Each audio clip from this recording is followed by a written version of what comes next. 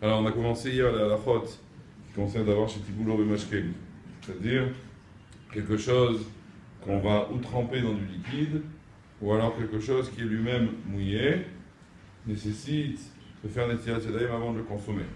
On a dit hier, non seulement si il le mange avec les mains, mais même s'il le consomme avec une cuillère, du moment que c'est quelque chose qui est en général mangé avec les mains, on a besoin de faire un étirat yadayim avant de le consommer. D'accord? Donc maintenant, qu'est-ce qu'on appelle quelque chose d'humide, quelque chose de mouillé? Alors, il est ramené dans le Rambam que Lat Adam Bemapa Veochel Baem Pat d'avoir Shitbulo Bemashke. Maintenant, non. Il est ramené dans le Rambam. Une seconde, excusez-moi. D'accord, donc c'est pas le Rambam, excusez-moi. On est médaillé dans la Gemara que c'est quoi? Qu'est-ce qu'on appelle quelque chose de mouillé? Alors, dans la halakha, on retrouve plusieurs sortes d'idées de qu'est-ce qu'on appelle mouillé. On a, au niveau de la Touma par exemple, c'est est-ce que le liquide il rentre ou il rentre pas? Ce qu'on appelle Kones Mashke, Motzi Mashke.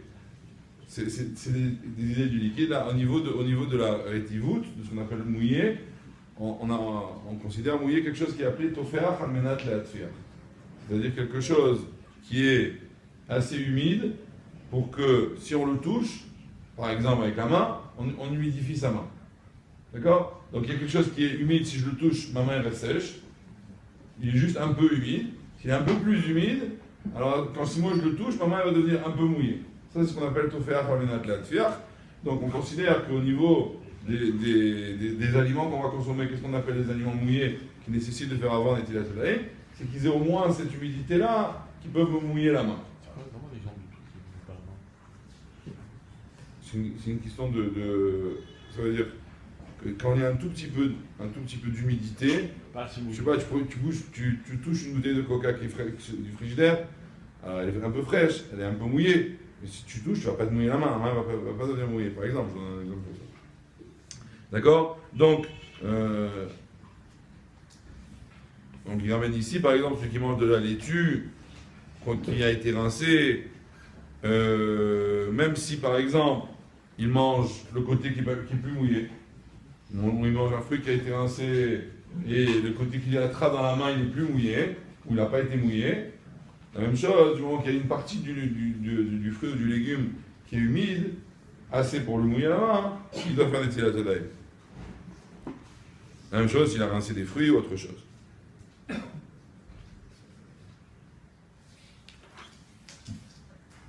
Maintenant,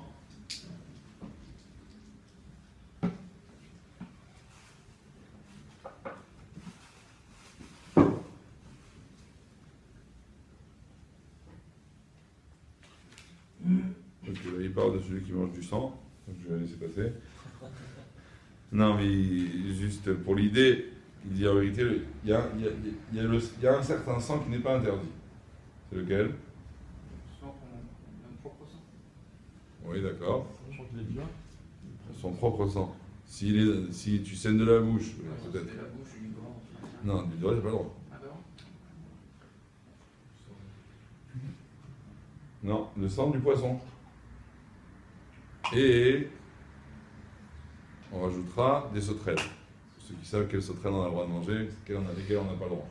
En tout cas, il dit, si lui qui mange un poisson qui n'a pas été nettoyé, donc il a son sang à l'intérieur, est-ce qu'il aurait besoin de tout le mâcher? Ou alors si un poisson frais qui a saigné sur l'aliment, il dit ça ne s'appelle pas, donc c'est son propre jus, on va dire, ça ne s'appelle pas Tiboulot Bemashke.